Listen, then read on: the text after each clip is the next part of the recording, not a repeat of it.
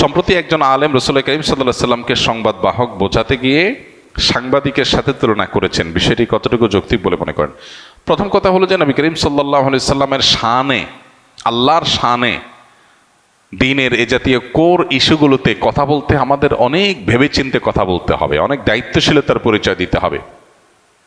আমি যদি মনে হয় যে অতিরিক্ত কথা বলার কারণে, অতিরিক্ত চাপ নেওয়ার কারণে আমার দ্বারায় ভুল হওয়ার সম্ভাবনা অনেক বেশি, তাহলে সেই চাপ কমাতে হবে। কারণ বিষয়টা অনেক স্পর্শকাতর। নবী করিম সাল্লাল্লাহু আলাইহি সাল্লামকে সাংবাদিক এটা কোনোভাবে বলা যায় না। তিনি সংবাদ ওহির বাহক ছিলেন, ওহির বার্তা পৌঁছে দিয়েছেন আমাদের কাছে। তিনি রাসূলুন আমিন, তিনি নবী আল উম্মি। তাকে আল্লাহ তাআলা যে সমস্ত উপাধিতে ভূষিত করেছেন, আমরা সেই উপাধিগুলো তাকে দেব। এর বাইরে আমরা নিজেরা কোনো উপাধি যদি দেই যে উপাধিটা তার শানকে ছোট করে, তাহলে সেটা তার শানের খেলাফ, তার শানের সাথে যায় না। মানুষ হিসাবে এরকম স্লিপ অফ টাং বা মানুষ হিসাবে এরকম বলার ভুল যদি আমাদের হয়, সাথে সাথে আমাদের সেটা স্বীকার করে ইস্তিগফার করা দরকার। আমাদের কেউই আমরা ভুলের ঊর্ধ্বে না, আমাদের সবারই কম বেশি ভুল হয়। ভুল হলে সেটা কারেকশন করা উচিত এবং ভুলের রেশিও কমিয়ে আনার জন্য আমাদের খুবই দায়িত্বশীলতা এবং খুবই সচেতনতার সাথে দাওয়া পেশ করা উচিত। আল্লাহ আমাদেরকে তৌফিক দান করুন। প্রচলিত অর্থে যারা সাংবাদিক, তাদের একটা ডেফিনিশন আছে। নবী সাল্লাল্লাহু আলাইহি সাল্লামকে এই শব্দ দ্বারা যদি ভূষিত করা হয়, তাহলে নবী করিম সাল্লাল্লাহু আলাইহি সাল্লামকে এই ছাঁচে ফেলা হয় এবং একজন সাংবাদিকের মতো করে তাকে মানুষ কল্পনা করবে, ভাববে, যেটা তার শানের খেলাফ, যেটা তার শানে যায় না। তিনি যে আল্লাহর পক্ষ থেকে পাওয়া প্রাপ্ত সংবাদ বা আল্লাহর পক্ষ থেকে প্রাপ্ত ওহী মানুষের কাছে পৌঁছে দিয়েছেন, এটা প্রচলিত অর্থে সাংবাদিকের সংবাদ পরিবেশন করার সাথে তুলনা করার মতো নয়। অতএব এটা শব্দ চয়নগত হয়তো ত্রুটি। তো এই ত্রুটিগুলো আমাদের যেন না হয় বা কমে আসে, সেজন্য সতর্ক থাকা এবং পাশাপাশি ত্রুটি হলে সাথে সাথে সেটা সংশোধন করা দরকার। তৃতীয় লিঙ্গের মানুষজন পুরুষের ন্যায় তাদেরকে মসজিদে এসে জামাতের সহিত নামাজ পড়তে দেখি না। এতে মুসলিম উম্মার দায়বদ্ধতা কি? প্রায় সমাজে তাদেরকে নিয়ে বিদ্রূপ করা হয়। প্রথম কথা হলো, আপনি যাদেরকে তৃতীয় লিঙ্গ বলছেন, তারা আসলে কি তৃতীয় লিঙ্গ নাকি সবগুলো সমকামী, অথবা তাদের অনেকে সমকামী? এটা আগে নিশ্চিত করা দরকার। কিছু মানুষ আছে যারা আসলেই আল্লাহ তাআলা তাদেরকে সৃষ্টি করেছেন এমনভাবে যে তাদের নারী বা পুরুষ হওয়ার দিকটা পরিষ্কার না। তিনি পুরুষ হওয়ার পাশাপাশি তার মধ্যে নারীত্বের কোনো সিমটম বা আলামত আছে, অথবা তার বডির স্ট্রাকচারে নারী হওয়ার পাশাপাশি পুরুষের কিছু আলামত আছে, হতে পারে, যাদেরকে আমরা হিজড়া বলি। এই হিজড়া বা তৃতীয় লিঙ্গ, এই মানুষগুলো যদি ফিজিক্যাল টেস্টের মাধ্যমে, মেডিকেল টেস্টের মাধ্যমে তারা যদি তৃতীয় লিঙ্গ বা হিজড়া প্রমাণিত হয়, তাহলে শরিয়ার নীতিমালার আলোকে তাদের ফ্যাসিলিটিস তাদেরকে দিতে হবে। রাষ্ট্র এবং সমাজের সেখানে দায়বদ্ধতা আছে এবং এক্ষেত্রে তাদেরকে যে কোণঠাসা করে রাখার প্রচেষ্টা, সেটা বন্ধ করতে হবে।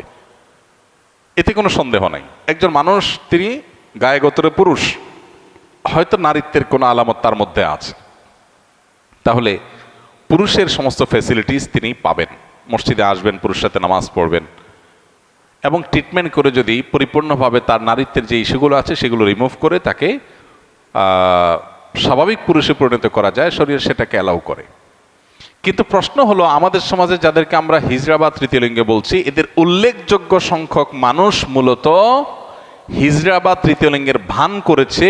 মূলত তাদের মধ্যে অনেক সমকামীরা লুকিয়ে আছে, যেটা আমাদের প্রচলিত আইনে দণ্ডনীয় অপরাধ। হিজড়া সাজলে সেটা সহজ হয়। এর আগে আপনারা পত্রপত্রিকা দেখেছেন, বিভিন্নভাবে উদ্যোগ নেওয়া হয়েছে তাদেরকে চাকরি দেওয়ার জন্য। পরবর্তীতে যখন মেডিকেল টেস্ট করা হলো, দেখা গেল একটাও হিজড়া না। এরকম অনেকগুলো ঘটনা ঘটেছে এবং পত্রপত্রিকা এসেছে। আমি সবাইকে বলছি না, অনেকেই আছেন যারা হিজড়া, কিন্তু অনেককে ধরে ধরে হিজড়া বানানো হচ্ছে, অনেকে হিজড়া সাজতেছে। মেয়েদের মধ্যে ঢুকার জন্য হিজড়া সাজতেছে পুরুষ হয়ে, আবার ছেলে হয়ে মেয়েদের মধ্যে ঢুকার জন্য তিনি মহিলা হিজড়া, মহিলা টাইপের হিজড়া সাজতেছেন। তো এই জিনিসগুলো নতুন না, এই জিনিসগুলো অনেক পুরাতন। মেডিকেল টেস্টের এই সিস্টেমটা তুলে দেওয়ার জন্য সরকারের একটা অথরিটি আরেকটা অথরিটিকে চিঠি দিয়েছে এবং চেষ্টা করেছে। এটাও এদেশে ঘটেছে, দুর্ভাগ্যজনক।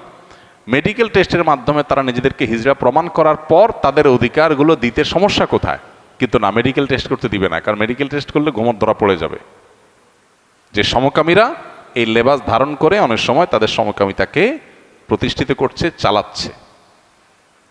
ঠিক একইভাবে যে সমস্ত মানুষগুলো সমাজে আজকে নিগৃহীত, তারা জুলুমের শিকার, তাদেরকে সমাজ কোনোভাবে অন করছে না, সেই মানুষগুলোর অধিকার আদায় করা দরকার। সেটা নিয়ে আমাদের সোচ্চার হতে হবে, কিন্তু অবশ্যই মেডিকেল টেস্টের মাধ্যমে। আমার ছেলে দীর্ঘদিন থেকে নেশায় আসক্ত, সিগারেট ও গাঁজা সেবন করে। বহু চেষ্টা করেও তাকে নেশা থেকে ফিরিয়ে আনা সম্ভব হচ্ছে না। তাই কি করলে তাকে নেশা থেকে ফিরিয়ে আনা সম্ভব হবে? অনুগ্রহ করে পরামর্শ দিলে উপকৃত হব। কোরআনে আমল জানাবেন। প্রথম কথা হলো যে সন্তানকে লালন পালন করেছেন উল্টাপাল্টা পদ্ধতিতে। শরিয়াতের যে তরবিয়া, ইসলামী যে তরবিয়া লালন পালন পদ্ধতি, সেটাকে মেনটেন করেন নাই। এখন সন্তান হয়তো খারাপ মানুষে পালায় পড়ে, খারাপ পরিবেশে পড়ে সে নষ্ট হয়ে গেছে। তো এখন শুধুমাত্র দোয়া দরুদ পড়বেন আর সন্তান ঠিক হয়ে যাবে, ব্যাপারটা সেরকম না। এখন প্রথমত নিজের এই যে কৃতকর্ম, সন্তানকে বিপদগামিতার পথে ঠেলে দিয়েছেন, যেন তওবা করবেন। দ্বিতীয়ত, সন্তানের ইসলাহ এবং সংশোধনের জন্য সন্তানকে বিভিন্নভাবে বোঝাবেন, তার মধ্যে দাওয়াতি কাজ করবেন, পাশাপাশি আল্লাহর কাছে চোখের পানি ফেলে দোয়া করবেন। ইনশাআল্লাহ ত্রিমুখী প্রচেষ্টার মাধ্যমে সন্তানের সংশোধনই সম্ভব। এক্ষেত্রে দোয়ার ক্ষেত্রে আমি বলবো, আপনি দোয়া কবুলের যে সময়গুলো আছে, শুক্রবার আসরের পরের সময়, 5 ওয়াক্ত নামাজের পরের দৈনিক এবং ভোর রাতে তাহাজ্জুদের সময়, এগুলো দোয়া কবুলের সময়। আরও দোয়া কবুলের বহু সময় আছে। এই সময়গুলোতে সন্তানের নাম ধরে আল্লাহর কাছে চোখের পানি ফেলে দোয়া করেন। আল্লাহ তাআলা হেদায়েতের মালিক, অসম্ভবকে সম্ভব করার মালিক। পাশাপাশি সন্তানকে সুপথে ফিরে আনার জন্য তাকে তার মতো করে দাওয়া নিবেদন করা, তাকে মোটিভেশন দেওয়া, তার মধ্যে দাওয়াতি কাজ চালানো এবং তাকে ভালো পরিবেশ দেওয়া, এগুলো আমাদের চালাতে হবে ইনশাআল্লাহ বিদিনিল্লাহ। এর মাধ্যমে হয়তো আপনার সন্তানকে আল্লাহ তাআলা সুপথে ফিরে আনবেন। জাযাকুমুল্লাহ খাইর। সুবহানাল্লাহি ওয়া বিহামদিহি, সুবহানাকাল্লাহুম্মা ওয়া বিহামদিকা, আশহাদু আল্লা ইলাহা ইল্লা আনতা, আস্তাগফিরুকা ওয়া আতুবু ইলাইক। বেতেরের তৃতীয় রাকাতে যে দোয়ায়ে কুনুত পড়া হয়, সেটি না পড়া থাকলে কি অন্য কোনো দোয়া বা সূরা পড়া যাবে কিনা? বিতরের নামাজে দোয়া কুনুত পড়া ফুকাহে আহনাফের মতে ওয়াজিব। কোনো ফকি বা ইমামদের মতে এটি ওয়াজিব নয়। ফুকাহে আহনাফের মতে যেহেতু ওয়াজিব এবং বেশিরভাগ মানুষই আমাদের দেশে যেহেতু হানাফি ফিকহের অনুসারী, সো বিতরের নামাজে দোয়া কুনুত পড়তে হবে। দোয়ায়ে কুনুত শুধু আল্লাহুম্মা ইন্না নাস্তাঈনুকা এটাই নির্ধারিত না। নবী করিম সাল্লাল্লাহু আলাইহি সাল্লামের হাদিসে আরও একাধিক দোয়া বিতরে কুনুত হিসেবে পাঠ করাটা সুসাব্যস্ত। এজন্য কুনুত বা আল্লাহ তাআলার আনুগত্য এটা প্রকাশ হয় এই যেরকম মাসুর দোয়া যেগুলো আছে, যে কোনো দোয়াই আমরা বিতরে পড়তে পারি। যদি কারো সেটা জানা না থাকে, কোনো দোয়া এখানে পড়ার মতো তার মুখস্থ নাই, তাহলে সে দোয়ায়ে কুনুত শেখার আগ পর্যন্ত মুখস্থ করতে থাকবে। ওইটা মুখস্থ করে পুরোপুরি শেষ করার আগ পর্যন্ত এই সময়ের ভিতরে সে সূরা ইখলাস পড়লো, কোরআন কারীমের সূরা পড়ে সে নামাজ পড়লো, সেটাও হয়ে যাবে। কিন্তু তাকে নিয়মিতভাবে দোয়ায়ে কুনুত পড়তে হবে।